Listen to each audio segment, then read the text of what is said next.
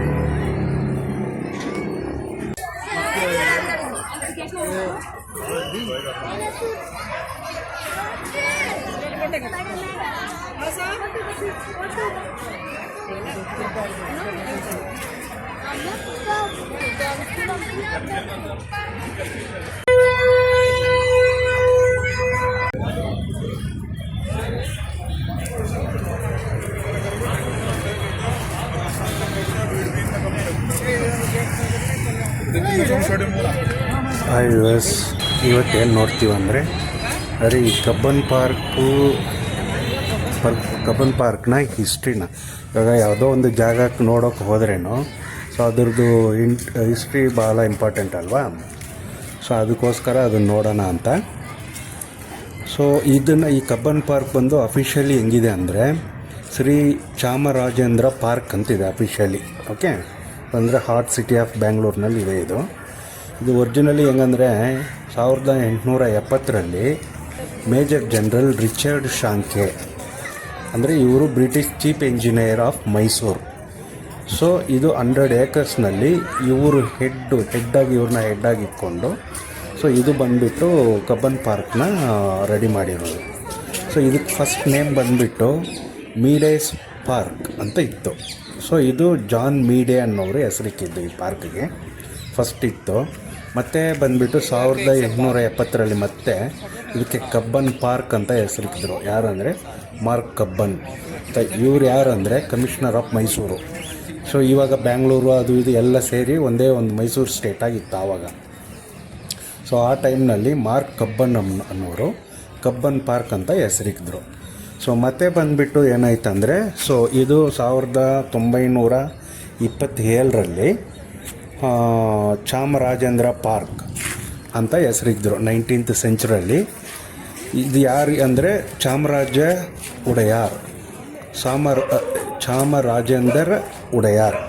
So 1868 1894.